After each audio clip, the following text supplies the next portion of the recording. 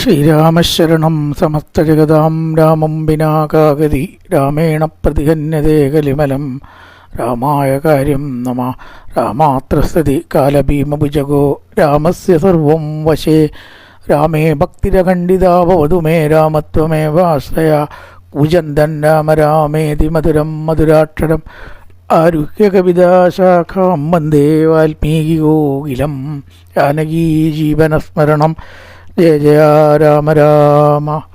നമസ്കാരം. സനാതനധർമ്മ സംഹിതകൾ പങ്കുവയ്ക്കാനായുള്ള നാദശ്രീ ചാനലിലേക്ക് എല്ലാവർക്കും സ്വാഗതം. പേര് ചാനൽ സബ്സ്ക്രൈബ് ചെയ്യാനും ലൈക്ക് ചെയ്യാനും ഓർമ്മപ്പെടുത്തിക്കൊള്ളുന്നു. രാമായണ വിചാരത്തിൽ നമ്മൾ കണ്ടത്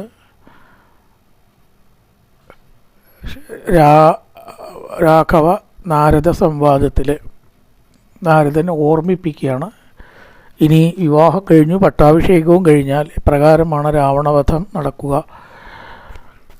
ദേവന്മാർക്ക് കൊടുത്തതായിട്ടുള്ള വാക്ക് സത്യം പാലിക്കണ്ടേ രാമചന്ദ്ര എന്നൊക്കെ വിളിച്ച് സ്തുതിച്ചു. ഭഗവാൻ പറഞ്ഞു, നാരദ അതൊന്നും നടക്കാൻ പോകുന്നില്ല. ഞാനൊരു വാക്ക് സത്യം ചെയ്തിട്ടുണ്ടെങ്കിൽ അത് നടന്നിരിക്കും. ഇത് രാമവാക്യമാണ്, വേറെ വാക്യങ്ങളല്ലാതെ നടക്കും. അതുകൊണ്ട് പട്ടാഭിഷേകവും നടക്കില്ല, ഇവിടെ ഒന്നും നടക്കാൻ പോകുന്നില്ല. വനത്തിലേക്ക് പോകാനുള്ള കാര്യങ്ങളൊക്കെ ഞാൻ മനസ്സിൽ കണ്ടു കഴിഞ്ഞു. അതൊക്കെ അതിൻ്റെ വഴിക്ക് നടന്നോളൂ. അതാത് സമയത്ത് ചില കാലം ചില സമയം അതെല്ലാറ്റിനും ഉണ്ടല്ലോ. ആ സമയത്ത് വന്നു കഴിഞ്ഞാൽ നദികളെല്ലാം വേണ്ട പോലെ നടക്കും എന്ന് പറഞ്ഞു നാരദൻ. ഞാൻ ഓർമ്മിപ്പിച്ചു എന്നേ ഉള്ളൂ, അങ്ങേക്ക് അറിയാത്തതായിട്ട് ഈ ലോകത്തിൽ എന്താ ഉള്ളത് എന്നൊക്കെ പറഞ്ഞിട്ട് നാരദൻ തൻ്റെ വഴിക്ക് പോവുകയും ചെയ്തു എന്ന് പറഞ്ഞു. അങ്ങനെ ഇരിക്കുമ്പോൾ ദശരഥൻ അഭിഷേകത്തിനുള്ള ഒരുക്കങ്ങൾ, തനിക്ക് പ്രായമായിട്ടുണ്ട്, രാമനെ യുവരാജാവായിട്ട് ഏതായാലും അഭിഷേകം ചെയ്യണം എന്നിങ്ങനെ ചിന്തിക്കുകയാണ്. അഥ രാജ ദശരഥ കഥാസ്ഥിത വസിഷ്ഠം സകുലാചാര്യം ആഹുവേദം അഭാഷത. കുലാചാര്യനായിരിക്കുന്ന വസിഷ്ഠനെ വിളിച്ചുകൊണ്ട് പറഞ്ഞു, എല്ലാവരും ഗുണങ്ങളെയാണ് ഹേ ഗുരുനാഥ് അല്ലെങ്കിൽ വസിഷ്ഠ വാഴ്ത്തുന്നത്. ആചാര്യൻ അങ്ങനെയാണ് എല്ലാവരും വാഴ്ത്തുന്നത്. ഭഗവൻ രാമമഖില പ്രശംസന്തി മുഹുർമുഹു പൗരാഷ്ട്രനിഗമാവൃദ്ധ മന്ത്രിണച്ച വിശേഷത. എല്ലാവരും വിശേഷിച്ച മന്ത്രിമാരും ഈ രാമഗുണങ്ങളെ വാഴ്ത്തുന്നു. തതസർവഗുണോപേതം രാമം രാജീവലോചനം ജ്യേഷ്ഠം രാജ്യേഭിഷേഷ്യാമി വൃദ്ധോഹം മുനിപുങ്കവ. എനിക്ക് പ്രായമായത് കാരണം ഇപ്പം എന്ത് വേണമെങ്കിലും എപ്പോൾ വേണമെങ്കിലും സംഭവിക്കാം. അതുകൊണ്ട് രാമനെ രാജാവായിട്ട് ഞാൻ അഭിഷേകം ചെയ്യാലോ എന്ന് ആലോചിക്കുകയാണ്. സമയത്ത് ഭരതനും ശത്രുഘ്നനും മാതുലൻ്റെ അവിടത്തേക്ക് യുദ്ധാജിത്തിൻ്റെ അവിടേക്ക് പോയിട്ടുണ്ട്. പോയാലും കുഴപ്പമില്ല, പോയിട്ടേ വന്നോട്ടെ. അതിപ്പോൾ വന്നാലും അവർ ഇതൊന്നും പറയില്ല. അവർ വരാൻ വേണ്ടിയിട്ട് കാത്തു നിൽക്കണോ എന്നുള്ള രീതിയിൽ നാളെ തന്നെ അതിനുള്ളതായിരിക്കുന്ന ഒരുക്കങ്ങൾ ചെയ്താലോ എന്ന് ഞാൻ ആലോചിക്കുകയാണ്. വസിഷ്ഠൻ പറഞ്ഞു, അങ്ങ് പറഞ്ഞപ്പോൾ അതിനിപ്പോൾ ആരാ ആലോചിക്കാനുള്ളത്? പാർലമെൻറ്റും ഇല്ല, ഭൂരിപക്ഷവും ഇല്ല, ഇനിയിപ്പോൾ അതിന് വേറെ ആരോടും ആലോചിക്കേണ്ട ആവശ്യമൊന്നുമില്ല. അങ്ങനെയല്ലേ തീരുമാനം എടുക്കാൻ. ഞാൻ എന്ത് വേണമെങ്കിലും അതിന് വേണ്ടതായിട്ടുള്ളത് ചെയ്യാമെന്ന് പറഞ്ഞു. അപ്പോൾ ദശരഥൻ പറഞ്ഞു, അങ്ങനെയാണെങ്കിൽ ആ അഭിഷേകത്തിന് വേണ്ട കാര്യങ്ങളെല്ലാം അങ്ങ് ആജ്ഞാപിക്കണം. ഗുരുനാഥൻ പറഞ്ഞാൽ പിന്നെ അതിലപ്പുറം ഇല്ല. അതുകൊണ്ട് അങ്ങാണ് എല്ലാം ചെയ്യിച്ച് ആജ്ഞാപിക്കേണ്ടത്. അങ്ങയുടെ സമ്മതത്തോടു കൂടിയിട്ട് ഞാനത് നിശ്ചയിക്കട്ടെ ചോദിക്കണം. പിന്നെന്താ, അതിനെന്താണ് വിരോധം? ഞാനെല്ലാം വേണ്ടതെല്ലാം ചെയ്തോളാം. അപ്പം പറയുകയും ചെയ്തു, എല്ലാം വസിഷ്ഠൻ അരുൾ ചെയ്യും വണ്ണം കല്യാണം ഉൾക്കൊണ്ടൊരുക്കിക്കൊടുക്ക നീ നാളെ വേണം അഭിഷേകം ഇളമയായി നാളീക നേത്രനാം രാമനു നിർണയം. ഈ നന്ദിതനായ സുമന്ത്രനും അന്തേരം വന്ദിച്ചു ചൊന്നാൻ വസിഷ്ഠനോട്, അതിനാൽ എന്തൊന്നോ വേണ്ടുന്നതെന്നരുൾ ചെയ്താലും അന്തരമെന്നിയേ സംഭരിച്ചിടുവാൻ പറയാനായിട്ട് വസിഷ്ഠൻ, നടപ്പാക്കാനായിട്ട് സുമന്ത്രൻ. പിന്നെ അവരുടെ കീഴിലുള്ളവരാരൊക്കെ വെച്ചാൽ അവരൊക്കെ പറയേണ്ടത് വസിഷ്ഠനാണ്, നടപ്പാക്കാനുള്ള ശ്രമം എടുക്കേണ്ടത് സുമന്ത്രനാണ്. അത് പല ആൾക്കാരിൽ കൂടിയിട്ടാണല്ലോ. അങ്ങനെ വേണ്ട കാര്യങ്ങളൊക്കെ ചെയ്യണം എന്ന് പറഞ്ഞു. എന്നാൽ എന്തൊക്കെയാണ് വേണ്ടത്? ശുപ്രഭാതേ മധ്യകക്ഷേ കന്യക സ്വർണ്ണഭൂഷിത. സ്വർണ്ണാലങ്കൃതകളായിട്ട് 16 കന്യമാർ നിൽക്കണം. നാൽക്കൊമ്പനാന ചതുർദന്തസ്ഥമായാതു ഐരാവത കുലോദ്ഭവ. ഐരാവത കുലോദ്ഭവനായിട്ടുള്ള ആ നാൽക്കൊമ്പൻ ആന വേണം.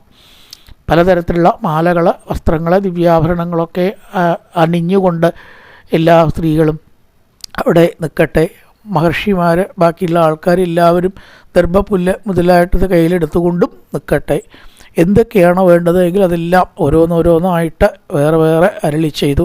അതുപോലെ ആന, കുതിര, രഥം മുതലായിട്ടതെല്ലാം വേണ്ട പോലെ ചെയ്ത് ഐരാവതകുല ജാതനാം നാൽക്കൊമ്പൻ ആരാൽ വരേണം അലങ്കരിച്ചങ്കണേ. ഇത് പ്രധാന സംഗതികളൊക്കെ വേണം. അവിടെ സ്വർണ്ണ കലശ സഹസ്രം മലേജപർണങ്ങൾ കൊണ്ടു കെട്ടി വെച്ചിടണം. ധാരാളം സ്വർണ്ണക്കുടങ്ങൾ, അതൊക്കെ നൂലൊക്കെ കെട്ടി അതിൻ്റേതായിട്ടുള്ള രീതിയിൽ കർമ്മങ്ങൾ, അഭിഷേകം, എന്താ വെച്ചാൽ അതൊക്കെ ചെയ്യാൻ വേണ്ടിയിട്ട് ഒരുക്കണം എന്നൊക്കെയാണ് പറഞ്ഞ് എല്ലാവിധ നിർദ്ദേശങ്ങളും വേണ്ട പോലെ കൊടുക്കുകയാണ്. അങ്ങനെ അതിനുള്ള കാര്യങ്ങളൊക്കെയാണ് മുന്നോട്ട് പോയതായിട്ട് സമയത്ത് ഈ മന്ധരയുടെ നാവുമ്പിൽ പോയിട്ട് നിൽക്കുക. അതിനുവേണ്ടി വാണീദേവിയോട്, സരസ്വതിയോട് ദേവന്മാർ പറയണം, എന്തായാലും ഈ അഭിഷേകം നടന്നു കഴിഞ്ഞാൽ അവതാര കാര്യങ്ങൾ പിന്നെ പഴയ പോലെ നടത്താനായിട്ട് സാധിക്കില്ല. അതുകൊണ്ട് എന്ത് വേണം, ദുർഗയെ ഒരു ചില സംശയങ്ങളൊക്കെ അത് ഉണ്ട്. ദേവന്റെ പോലെയൊക്കെ കൗസല്യെ പ്രാർത്ഥിക്കുകയും ചെയ്തു. ദുർഗയെ ഭഗവതി വികൃതനാശിനി ദുർഗതി നീക്കി തുണച്ചിടുക അംബികയെ. അതിന് കാരണമുണ്ട്. എന്താ കാരണം വെച്ചാൽ കാമുകനല്ലോ നൃപതി ദശരഥൻ കാമിനി കൈകേയി ചിത്തമെന്ത് ഈശ്വര. കൈകേയിക്ക് മകനുണ്ട്, കൈകേയി ഉണ്ട്, അപ്പോൾ ഭരതന് വേണം എന്നുള്ള തോന്നുക. എന്തെങ്കിലുമൊക്കെ വന്നു കഴിഞ്ഞാലോ എന്ന് കരുതി കൗസല്യക്ക് ചെറിയൊരു സംശയമില്ല. കൗസല്യക്ക് കൈകേയി ഇതെങ്ങാനും മാറ്റുമോ എന്നൊരു സംശയ സൂചന നമുക്കവിടെ കാണാം. എന്തായാലും ദേവന്മാർ ഈ സമയത്ത് ഇതിനെ മുടക്കാൻ വേണ്ടിയിട്ട് വേണ്ട പോലെ പറയണ വാണി ഭഗവതി തന്നോട് അപേക്ഷിച്ചു, ലോകമാതാവേ സരസ്വതി ഭാരതീ വേഗാൽ അയോധ്യക്കെഴുന്നള്ളുക വേണം, രാമാഭിഷേക വിഘ്നം വരുത്തിയിടുവാൻ നാം അവരാരും മറ്റില്ല നിരൂപിച്ചാൽ. വേണ്ട പോലെയൊക്കെ മന്ധരയുടെ പറഞ്ഞിട്ട് ഇത് ചെയ്യാനായിട്ട് മന്ധരയുടെ നാവുമ്പിൽ വസിക്കണം. എന്നാൽ മാത്രമേ കൈകേയിയെ പറഞ്ഞ് ഇത് മാറ്റിക്കാനായിട്ട് സാധിക്കുകയുള്ളൂ. ചെന്നുടൻ മന്ധര തന്നുടെ നാവിൻപേൽ തന്നെ വസിച്ചവളെ കൊണ്ടു ചൊല്ലിപ്പിച്ചു, പിന്നെ വിരവോടു കൈകേയിയെ കൊണ്ടു തന്നെ പറയിച്ചു മുടക്കണം. പറഞ്ഞ താമസമേ ഉള്ളൂ. വാണീദേവിക്ക് എല്ലാം മനസ്സിലായി. മന്ധരയുടെ നാവുമ്പിൽ വേണ്ട പോലെ നിൽക്കുകയും ചെയ്തു. പിന്നെ കൈകേയി ആദ്യം ഈ അഭിഷേകത്തെക്കുറിച്ച് അറിയാതെ ചോദിക്കണം, മന്ധരെ ചൊല്ലു നീ രാജ്യമെല്ലാടവും എന്തൊരു മൂലമലങ്കരിച്ചിടുവാൻ നാളീകലോചനാകിയ രാമന് നാളെ അഭിഷേകമുണ്ടെന്നു നിർണയം. എന്താണ് ഇങ്ങനെ അലങ്കരിച്ചിടുവാൻ എന്ന് അറിയാത്ത പോലെ അവിടെ ഒരു ചോദ്യം ചോദിക്കുകയാണ്. കൈകേയി താനും അവളോട് ചൊല്ലിനാൾ ചോദിച്ചു എന്നാണ്. അപ്പോൾ നിനക്ക് അറിയില്ലെങ്കിൽ ഞാൻ പറഞ്ഞുതരാം. വേറൊന്നുമല്ല, രാമന് അഭിഷേകം നാളെ നിശ്ചയിച്ചിരിക്കുകയാണ്. ദുർഭഗേ മൂഢേ മഹാഗർഭിതേ കിടന്നെപ്പോഴും നീ ഉറങ്ങിയിടൊന്നറിയാതെ. യഥാർത്ഥ തത്വങ്ങളൊന്നും കാര്യങ്ങൾ അറിയാതെ നീ കിടന്നുറങ്ങാന്ന് പറഞ്ഞാൽ അതിൻ്റെ കാര്യമായിട്ടുള്ള നഷ്ടം ചിലപ്പോൾ നിനക്ക് ഉണ്ടാവും. നഗരേയാന് തിഷ്ടൻ എന്തായാലും. അതുകൊണ്ട് എന്ത് ചെയ്യണം, ഈ അഭിഷേകം ശരിക്ക് നടക്കാനായിട്ട് പാടില്ല. നടന്നു കഴിഞ്ഞാൽ എന്തായിട്ട് തീരുന്നു, സാപത്നി ദുഃഖം നിനക്കുണ്ടാവും. ഒരേ രീതിയിൽ അധികാരം ഉണ്ടാവുന്ന പത്നിമാരാവും. അതിൽ ഒരു പത്നി അവഗണന നേരിടുക. താനപാത മഹാരാജാവിൻ്റെ സുനീതിക്ക് നേരിട്ട അബദ്ധം അതാണ്. അതുകൊണ്ട് ഇവിടെ നീയെ കൗസല്യയുടെ ദാസിയാവും, ഭരതൻ രാമൻ്റെ ദാസനാവും, ലക്ഷ്മണൻ അധികാരങ്ങളുണ്ടാവും. എപ്പോഴും കൂടെ നടക്കുന്നത് ലക്ഷ്മണനാണ്. അതുകൊണ്ട് ഈ അഭിഷേകത്തിൽ വലിയൊരു അബദ്ധം. ആദ്യം എന്ത് ചെയ്തു, കേട്ട ഉടനെ കൈകേയി സന്തോഷിച്ചിട്ട് നല്ലൊരു സ്വർണ്ണമോതിരം കയ്യിൽ കൊടുക്കുകയാണ് ചെയ്തത്. അത് വലിച്ചെറിഞ്ഞു മന്ധര എന്നാണ് പറയുന്നത്. കഷ്ടം. യഥാർത്ഥ തത്വം പറയാണ്ട് നീ ഇതിൽ എന്തുകൊണ്ടാണ് സന്തോഷിക്കുന്നത്? അതുകൊണ്ട് ഇത് ഞാൻ സ്വീകരിക്കണമില്ല, ഇത് നല്ല കാര്യമായിട്ട് ഞാൻ വിചാരിക്കണമില്ല. അപ്പോൾ എപ്പോഴും ആ ശുശ്രൂഷകളെല്ലാം ചെയ്ത് സാപത്യ ദുഃഖം അനുഭവിച്ച് ഭരതൻ്റെ ശ്രീരാമൻ്റെ അടിമയായിട്ട് ഭരതൻ നിൽക്കേണ്ടി വരും. അതുകൊണ്ട് തീർച്ചയായിട്ടും ഈ അഭിഷേകം നിനക്ക് വലിയ ആപത്താണ് എന്നേ ഞാൻ പറയൂ. ഒട്ടും നീ സന്തോഷിക്കേണ്ടതായിട്ടൊരു കാര്യമല്ല. ഒരുപാട് കാര്യങ്ങൾ കുറച്ചൊരു സംവാദമൊക്കെ അവിടെ ഉണ്ടായി.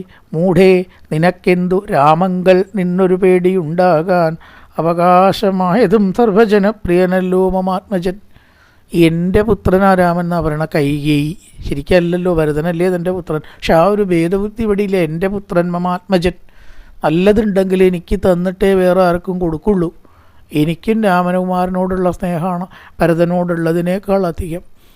അങ്ങനെ ഇരിക്കെ എനിക്കും മാത്രമല്ല എല്ലാവർക്കും പ്രിയനാണ്, സർവജനപ്രിയനല്ലോ മമാത്മജൻ. ഒരാൾക്ക് അഭിപ്രായ വ്യത്യാസം ഉണ്ടോ രാമനെക്കുറിച്ച്? അങ്ങനെ ഇരിക്കെ എന്ത് കാരണം? ഭയം ഉണ്ട്, ഇത് അപകടമാണ്, ദുഃഖിക്കേണ്ടതാണ്, സന്തോഷിക്കേണ്ടതല്ല എന്ന് നീ പറയാൻ എന്താണ് കാരണമെന്ന് എനിക്ക് എത്രയായിട്ടും മനസ്സിലാവണില്ല. അപ്പം പറഞ്ഞു, പാപേ മഹാഭയകാരണം കേൾക്ക നീ ഭൂപതേ. ഭൂപതി നിന്നെ വഞ്ചിച്ചതറിഞ്ഞീലേ, തൊൽപുത്രനായ ഭരതനെയും ബലാൽ തൊൽപ്രിയനായ ശത്രുഘ്നെയും നൃപൻ മാതുലനെ കാൺമതിനായ അയച്ചതും ചേതസി കൽപ്പിച്ചുകൊണ്ടു തന്നെ. ഇപ്പോൾ ഈ സമയത്ത് ഭരതനും ശത്രുഘ്നും ഇല്ലാത്ത സമയത്ത് അവരെ വേണ്ട പോലെ അയച്ചു, അങ്ങോട്ട് മാതുലൻ്റെ അവിടത്തേക്ക് അയച്ചത് വേണം എന്ന് കരുതിക്കൂട്ടി എല്ലാം ശരിയാക്കിയിട്ടാണ് ഇങ്ങനെ ഈ സമയത്ത് അഭിഷേകവും നിശ്ചയിച്ചിരിക്കുന്നത്. അതുകൊണ്ട് തീർച്ചയായിട്ടും വലിയ സാപത്ന ദുഃഖം നിനക്ക് വരാൻ പോവുകയാണ്. അതുകൊണ്ട് ഈ അതുമാണ് ഞാൻ പറഞ്ഞതായിട്ടുള്ള കാരണം. നിനക്ക് ഉത്സാഹമുണ്ടെങ്കിൽ ഈ അഭിഷേകം മുടക്കാൻ ഉള്ള മാർഗം ഞാൻ പറഞ്ഞു തരാം. കുറേ പറഞ്ഞതായിട്ട് സമയത്ത് കൈകേയി ഒന്നങ്ങനെ ചിന്തിച്ചു, ഇതിൽ കാര്യമുണ്ടോ? ഇപ്പോഴും പറയുമ്പോൾ അങ്ങനെയുണ്ട്. കുറേ പറയുന്ന സമയത്ത് ഞാൻ എൻ്റെ ദുസ്സംഗം കൊണ്ടുള്ള കാര്യമൊക്കെ ഇതാക്കി മേലിൽ പറയണമുണ്ട്. കുറേ പറയുമ്പോൾ നുണ സത്യമാവും, സത്യം നുണയാവും. അങ്ങനെ ചിന്തിക്കുകയാണ്, ഇതിൽ ശരിക്കും വല്ല കാര്യമുണ്ടോ? ഞാനൊരു ദാസിയാവേണ്ടി വരുമോ?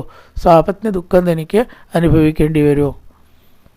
ഇങ്ങനെ കുറേശ്ശെ മനസ്സിങ്ങനെ മാറുന്നുണ്ട് എന്ന് കണ്ടപ്പോൾ അത് മുടക്കാനുള്ള മാർഗം മന്ദര പറഞ്ഞെടുത്തു. പുരാദേവാസുരേ യുദ്ധേ രാജാദശരഥസ്വയം ഇന്ദ്രേണ യാചിതോ തന്വീ സഹായാർത്ഥം മഹാരഥാം ജഗാമസേനയാ സാർദ്ദന്തയാതകശുഭാനനെ യുദ്ധം പ്രകുർവദത്തസ്യ രാക്ഷസേ തകതന്വിന.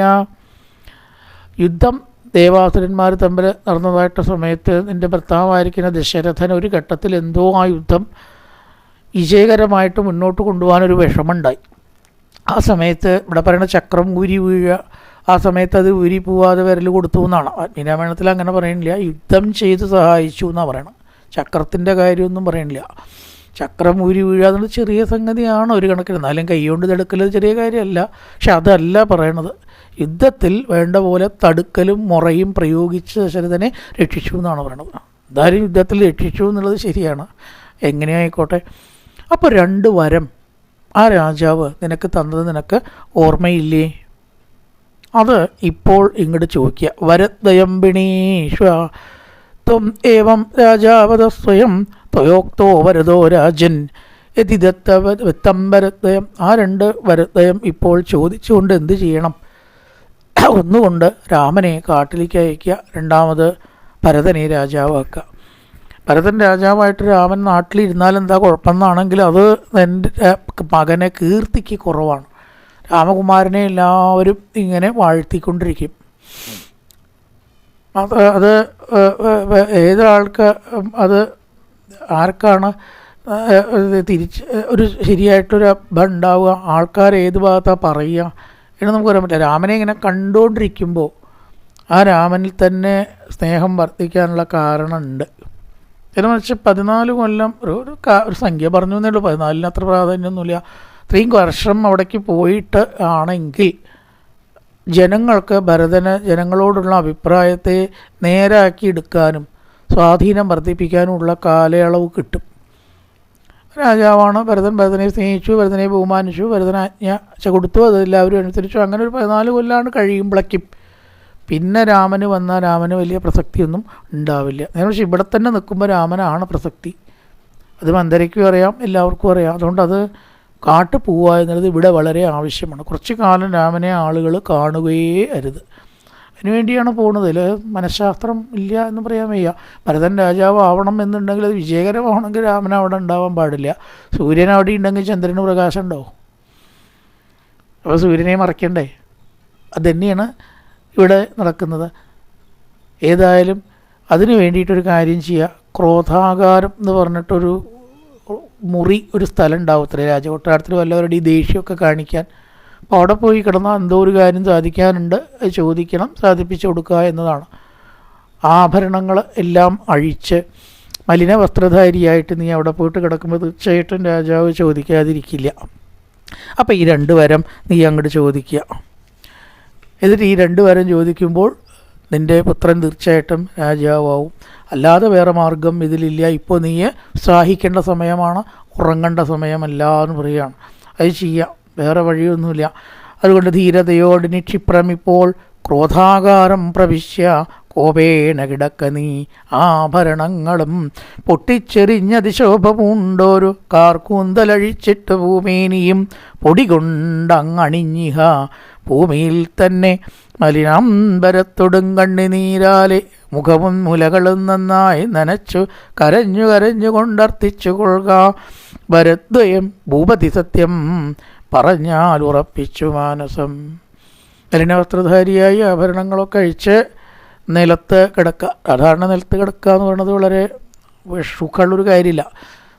വെറും നിലത്ത് കിടക്കരുത് എന്ന് നമ്മൾ പറയും. എന്തെങ്കിലും ഒരു ഷീറ്റെങ്കിലും വിരിക്കണം എന്നാണ്. പായോ ഷീറ്റയോ നിലത്ത് വിരിച്ചാൽ മരിച്ചാലാണ് നിലത്തിറക്കി കിടത്തുക. മരിക്കുമ്പോൾ ചെയ്യണ കാര്യങ്ങൾ സാധാരണ നമ്മൾ ഒന്നും ചെയ്യില്ല. കിണ്ടിടമുറിൽ തെക്കോട്ടാക്കി വയ്ക്കുക, ദീപം തെക്കോട്ടാക്കി വയ്ക്കുക, ഒക്കെ മരിച്ചാഴ്ചയൊക്കെ സാധാരണ ചെയ്യുമോ. അതുപോലെ ഈ നിലത്ത് കിടക്കുക, മരിച്ച ഒരാൾ അങ്ങനെ ഒരു ഇതുണ്ട് എന്നാണ് കുറച്ച്. എന്നിട്ടാണ് കോണിയോ എന്താ ചതമ്പിലേക്കൊക്കെ കയറ്റുള്ളൂ. അപ്പോൾ മരിച്ച് കിടക്കണ പോലെ അമംഗളമാണ് നിലത്ത് കിടക്കുന്നത്. അതുകൊണ്ട് നീ സമയത്ത് നിലത്ത് കിടക്കണം. അപ്പോൾ അധികം അങ്ങനെ കിടക്കരുത് എന്ന് പറഞ്ഞിട്ട് അതിൻ്റെ കാരണം രാജാവ് അന്വേഷിക്കും. അതാണ് ചെയ്യുക. കേൾക്കേണ്ട താമസമേ ഉള്ളൂ. ഇവിടെ അത് മനസ്സിലായി. മന്ദര ചൊന്ന പോലെ അതിനേതുമൊരന്തരം കൂടാതെ ചെന്നു കൈകേയും പത്തമിതൊക്കെ തനിക്കെന്നു കൽപ്പിച്ചു ചിത്തമോഹേന കോപാലയെ മേവിനോൾ.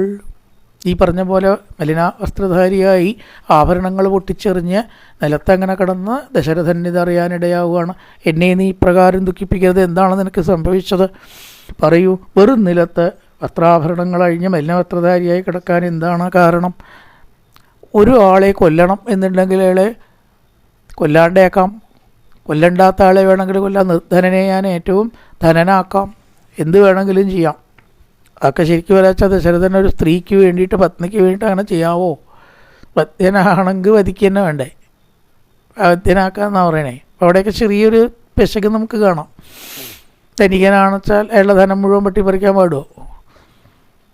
കയ്യേക്ക് കുറച്ച് ധനം ഒരാൾക്ക് കൊടുക്കണം എന്നുണ്ടെങ്കിൽ വീണ് കൊടുത്താൽ പോട്ടെ, പിന്നെയും സമ്മതിക്കാം. ഒരാൾക്ക് കുറച്ച് കാശ് കൊടുത്തുകൊണ്ട് അബദ്ധമൊന്നുമില്ല. പക്ഷേ ഉള്ളവരുടെ തട്ടിപ്പറിച്ച് അയാളെ ദരിദ്രനാക്കുവാൻ പാടുമോ? അപ്പോൾ അങ്ങനെയുള്ള വാക്കുകളാണ് കൊടുക്കുന്നത്. എന്താണ് നിനക്ക് വേണ്ടത്, എന്ത് വേണമെങ്കിലും ഞാൻ തരാം പറഞ്ഞതോട് കൂടിയിട്ടാണ് കേട്ടാൽ ഞെട്ടുന്ന വരം ചോദിച്ചത്. ഇങ്ങനെ 2 കാര്യമാണ് എനിക്ക് വേണ്ടത്. യുദ്ധത്തിൽ തന്നതായിട്ടുള്ള ആ വരം ഇപ്പോൾ എനിക്ക് വേണം. അതിലൊന്ന് രാമൻ കാട്ടിലേക്ക് പോവുക, 2 ഭരതൻ രാജാവുക.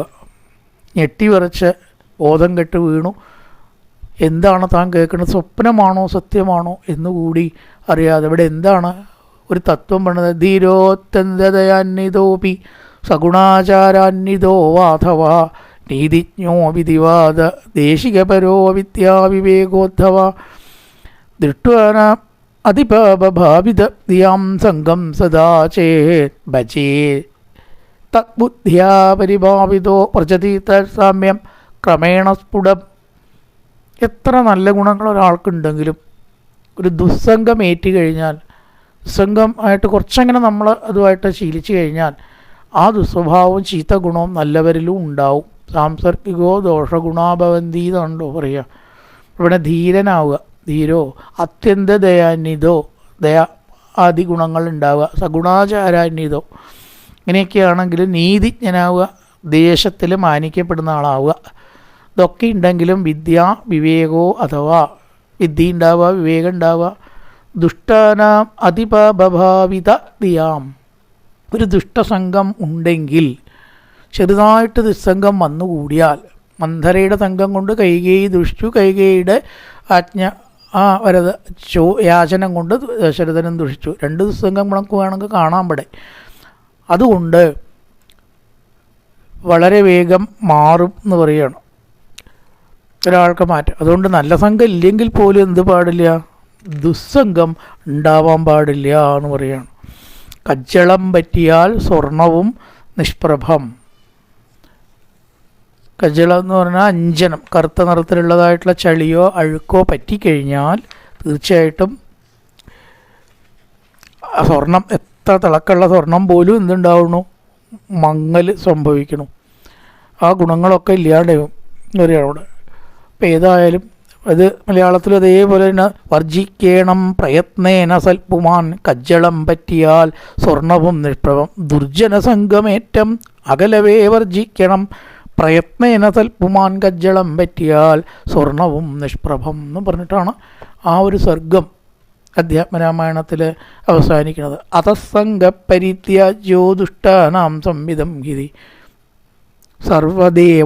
സർവദേവഹി എല്ലായ്പ്പോഴും എല്ലാ പ്രകാരത്തിലും ദുഷ്ടസംഘത്തെ നമ്മൾ ഒഴിവാക്കുക.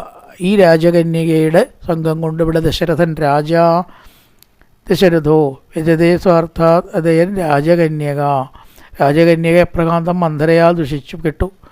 ആ കൈകൈയായിട്ടുള്ള ബന്ധം കൊണ്ട് ദശരഥനും ദുഷിക്കപ്പെട്ടു. ഇതേപോലെ ദുസ്സംഗം കൊണ്ട് ഇത്ര നല്ല ഒരു മനസ്സുള്ളവരുടെ മനസ്സ് മാറാനും ദോഷങ്ങൾക്ക് അടിമപ്പെടാനും സാധ്യതയുണ്ട്.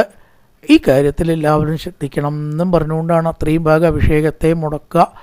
തുടർന്നുള്ളതായിട്ടുള്ള കാര്യങ്ങളൊക്കെയാണ് വനവാസ കാര്യങ്ങൾ കൗസല്യ അറിയണത്.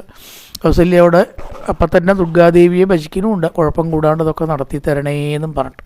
അപ്പം എന്തായാലും ദുസ്സംഗത്തെ ഒഴിവാക്കണമെന്നും പറഞ്ഞിട്ടാണ് അവസാനിപ്പിക്കുകയാണ്. പൂർവന്നാമതപോവനാധിഗമനം മത്വാ മൃഗങ്കാഞ്ചനം വൈദേഹീഹരണം ജടായുമരണം സുഗ്രീവ സംഭാഷണം പാലീനിഗ്രഹണന്തമുദ്രതരണം ലങ്കാപുരീദാഹനം പശ്ചാത്രാവണ കുംഭകർണനിധനം നേരത്യരാമായണം രാമായ രാമഭദ്രായ രാമചന്ദ്രായ വേദസേ രഘുനാഥായ നാഥായ സീതായ പദയേ നമഃ. ഓം പൂർണ്ണമിദം പൂർണ്ണാൽ പൂർണ്ണമുദച്യത്തെ പൂർണ്ണസ്യ പൂർണ്ണമാദായ പൂർണ്ണമേവാവശിഷ്യത്തെ. ഓം ശാന്തി ശാന്തി ശാന്തി. ഹരി ഓം ശ്രീ ഗുരുഭ്യോ നമഃ. ഹരി ഓം.